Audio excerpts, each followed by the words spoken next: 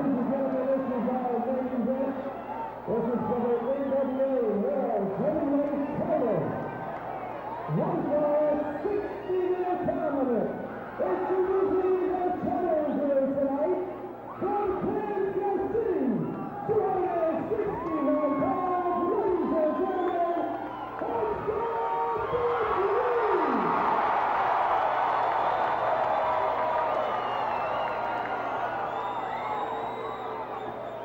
and from Charlotte, 242 pounds, ladies and gentlemen, the NWA World Heavyweight Champion,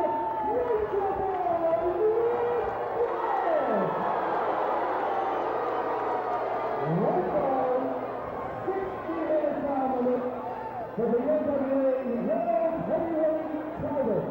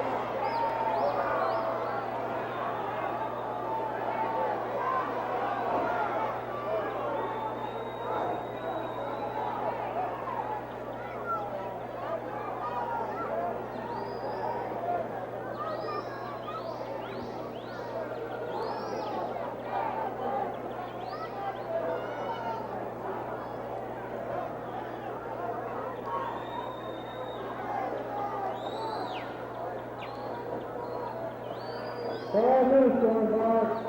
5 minutes gone by.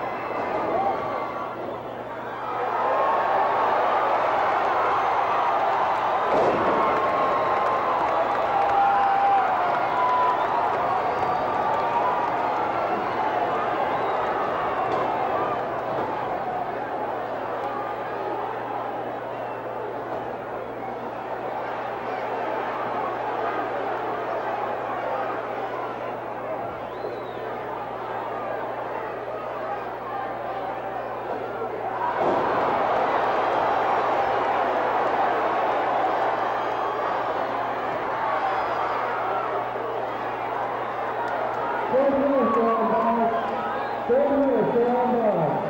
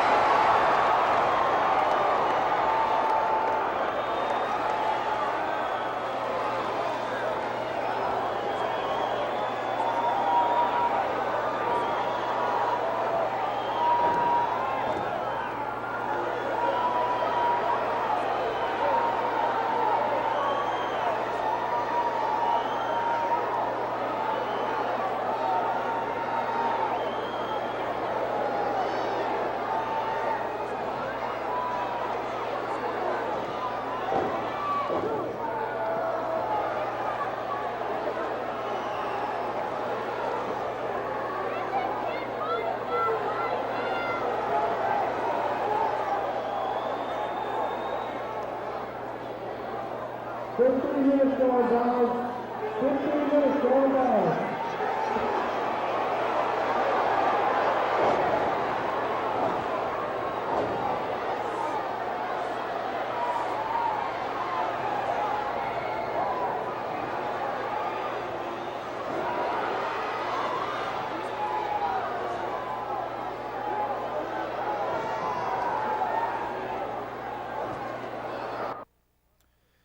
downtown Municipal Auditorium, Hacksaw Butch Reed going against Nature Boy Ric Flair for the NWA World's Heavyweight title. A fantastic crowd on hand for this event.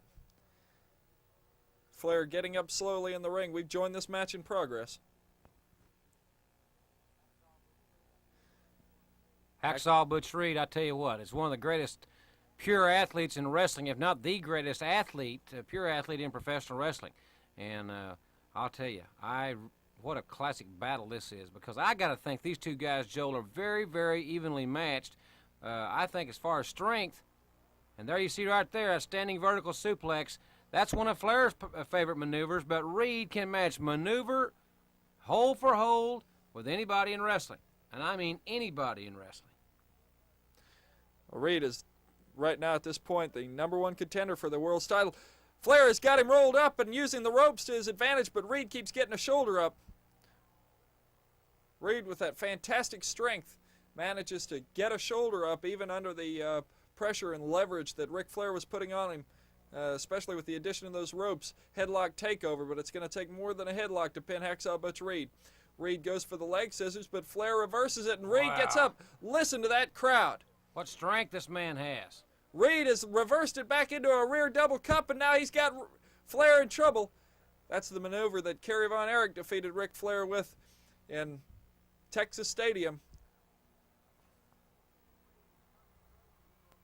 And Reed, his concentration was broken there. That's something he's got to eliminate when he goes against Flair for the world's title Saturday night in the Superdome. He's got to maintain that concentration because he's got all the physical tools it takes to become the first black world's heavyweight champion. He just got to keep that concentration, keep that intensity, because that's Flair's forte. He will maintain the intensity no matter if the match is 1 hour or all night. Well, Reed reversed the arm whip, and now he's got the sleeper locked in on Ric Flair. Jim, as you were saying before, Flair is definitely a man with a lot of intensity. He's definitely not a paper champion. He defends his title against some of the best people in wrestling. But some folks have said that on occasion Ric Flair will get himself intentionally disqualified when he gets in a bad way. And of course, Saturday night, that's not going to help him a bit because that match is a no disqualification match. So if he wanted to throw... he cannot get himself disqualified to save himself. Let's put it that way. That battle will be settled, and I appreciate it. I respect the NWA for writing that into the clause. I know that Flair's not happy about the clause whatsoever, but I think it's fair and it's just considering his past actions. And right here, Reed has got those huge arms wrapped around, and once again, the only thing that's keeping Hacksaw Butch Reed being the new world's heavyweight champion is the bottom rope. Well, Jim, I'd like to add at this point that we'll be hearing some comments from Ric Flair after this match about his upcoming match with Butch Reed. And Jim, as intense as Ric Flair is, Ric Flair got the knees up and managed to put him into the midsection of Hacksaw Butch Reed. As I was saying, Jim, as intense as Nature Boy Ric Flair is, Hacksaw Butch Reed can match intensity with anybody. He had so much fire and so much drive as he dominated the Mid-South area. So much intensity. The intensity was so great, it forced the Junkyard Dog to leave the Mid-South area. Of course, the Junkyard Dog, a legendary figure in the Mid-South, but a little too tough with Hacksaw Butch Reed nipping at you night after night, day after day.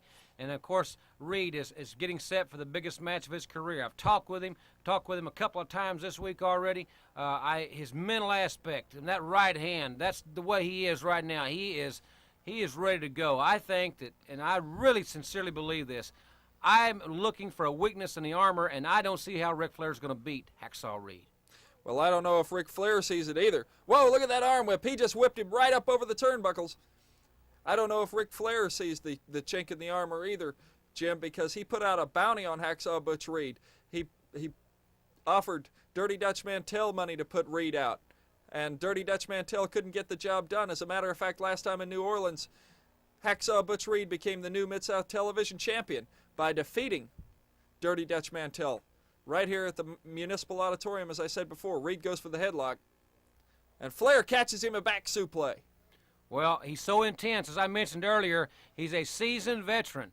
Ric Flair is at the peak of his career right now. Many people say he's the greatest world champion of all time. And that could be true because the competition in 1985 is tougher than it has ever been in professional wrestling. There's more great superstars in wrestling than ever before. They're bigger, they're better conditioned, they're stronger, and Flair is the #1 man in an era when wrestling is really king, 1985. But that man there, Hacksaw Butch Reed, well, I just, when you look at supreme athletic ability, he's got it all. And of course, but, you know, Flair's just a tremendous athlete. It's going to be something Saturday night. Well, Jim, at this point, Ric Flair is attacking the weakness that every athlete, I don't care how strong you are or how tough you are, every athlete has got a weakness in those knees.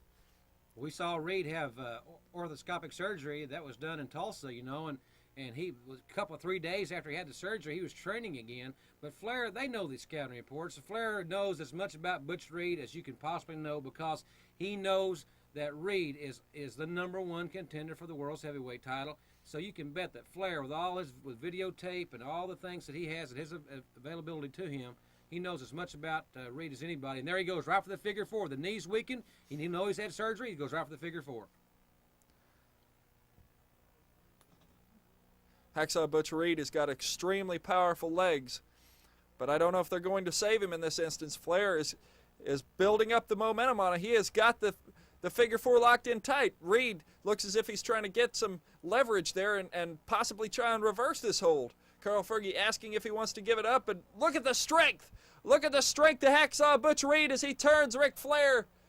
Turns him and counters the hold. He's got it reversed. And listen to this crowd. Flair breaks it.